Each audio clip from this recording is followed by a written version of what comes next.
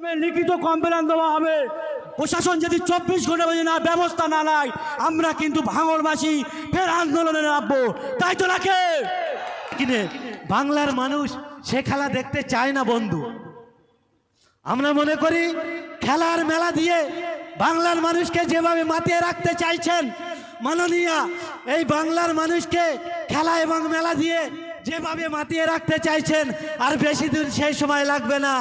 নওশাদ সিদ্দিকী যে আদর্শ নীতি আদর্শের মধ্য দিয়ে লড়াই সংগ্রাম করছেন, বাংলার মানুষকে জাগ্রত করছেন, একদিন এই বাংলার মানুষ দুহাত ভরে আশীর্বাদ দিয়ে এই বাংলাকে বাঁচানোর জন্য একটা নূতন সূর্য উদয় করে দেখিয়ে যাবে। আমরা আশা করব ইন্ডিয়ান সেকুলার ফ্রন্ট মানুষের জন্য যদি লড়ে, আপনাদের যদি মনে হয় মানুষের জন্য লড়ছে নওশাদ সিদ্দিকী, আমরা কিন্তু শাসক দলের মতন বলতে পারি না মানুষ আমাদের সঙ্গে আছে আর ভোটের সময় ভোট আটকাবো, এটা আমরা করি না। আমরা দেখেছি ওই ক্যানিং পূর্বের বিধায়ক তিনি বাপের বেটা বলে দাবি করে যেতেন, সত্যি যদি বাপের বেটা হয়ে থাকেন, মানুষের উপরে আশা ভরসা যদি হয়ে থাকে আপনার, তাহলে গত যে আগামী দিনে যে লোকসভা আছে যদি সত্যিকারের বাপের বেটা হও, ক্যানিং বিধানসভায় মানুষের গণতন্ত্র প্রতিষ্ঠা করার জন্য ভোট দিয়ে দেখাতে বলুন, তারপরে আমরা মনে করব সে হচ্ছে বাপের বেটা, নইলে কাপুরুষ মনে করব আমরা। অকজামার দায়িত্ব দিয়েছেন কাকে? একটা নোটোরিয়াস ক্রিমিনালকে।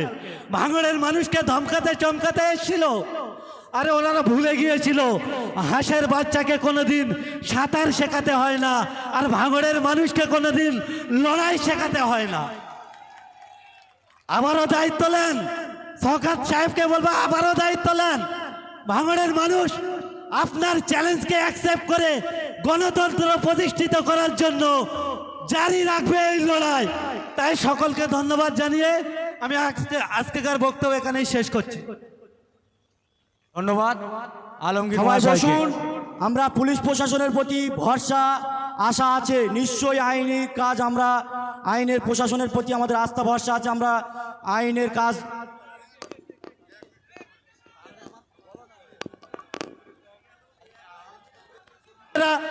যারা দীর্ঘদিন যাদের অধিকারকে তোষণ করে তৃণমূলের ঝান্ডা রগ রগ করে উড়িয়ে বেড়াতো, সেই তৃণমূলের ঝান্ডাকে লগড়ে দিয়ে একটা নূতন সূর্য উদয় করার জন্য একটা ব্যবস্থাপনা করেছেন যে সমস্ত ব্যক্তিরা আজকে উপস্থিত হয়েছেন, সকলকে ধন্যবাদ জানাবো।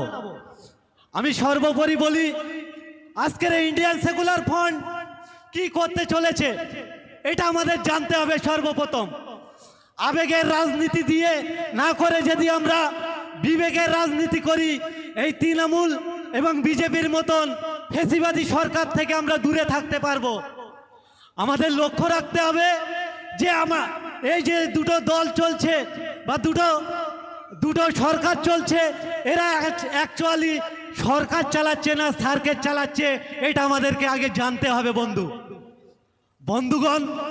একদিকে ফ্যাসিবাদী বিজেপি যেভাবে এই দেশটাকে তোষণ করছে, কেজি পাল্লার ন্যায় বিক্রি করে চলেছে, অপরদিকে তৃণমূল কংগ্রেস কিন্তু তার থেকে কম নয়। যে মমতা বন্দ্যোপাধ্যায় এক সময় বলতেন জমি রক্ষা কমিটি করবে, জমি আন্দোলন করে যিনি বাংলার মসনদে বসেছিলেন, সেই মমতা বন্দ্যোপাধ্যায়ের আদরের দুলালের ভাইয়েরা দেখতে পাচ্ছি একে একে পশ্চিমবঙ্গের জমিগুলো বিক্রি করে দিচ্ছে। এর বিষয়ে তো আন্দোলন করছে কে? নওশাদ সিদ্দিকী। তাই তো আজকের কলকাতায় প্রোগ্রাম করতে দিচ্ছে না, বড় জমায়েত করতে দিচ্ছে না। নওশাদ সিদ্দিকীকে আটকানো কেন? নওশাদ সিদ্দিকীকে কি জন্য আটকানো হচ্ছে এটা আমাদের আগে ভাবতে হবে। আজকের কলকাতার মতন জায়গায় প্রোগ্রাম করলে হয়তো একটা নূতন ইতিহাস হয়ে যেত। ভারতবর্ষের মধ্যে এই 3 বছরের দল, এমন কোন দল পয়দা হয়নি যে আজকের দিনে যদি কলকাতার বুকে আইএসএফ যদি প্রোগ্রাম করতো একটা অন্যতম নজির গড়ে দিত।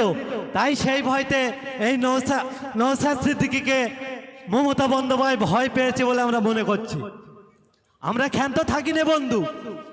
আমার সাচ্চু ভাই বলছিল যে দেবাংশু বন্দ্যোপাধ্যায় তিনি একটা স্লোগান বলেছিলেন যে খেলা হবে খেলা হবে। সেই খেলা কি হবে আমরা মনে করেছিলাম তৃণমূল কংগ্রেস হয়তো উন্নয়নের খেলা খেলবে, তৃণমূল কংগ্রেস মনে হয়তো তারা হয়তো কর্মস্থলের খেলা খেলবে। অন্যদিকে দেখতে পেরেছি ক্যানিংয়ের বিধায়ক শওকত মোল্লা যে খেলা খেলে দেখিয়ে দিয়েছেন, বসবাসকারী বাড়িগুলো জেসিবি দিয়ে গাড্ডা খুঁড়ে দিয়েছেন। আমরা দেখেছি রমজান মাসে মানুষের ইফতার করার মতন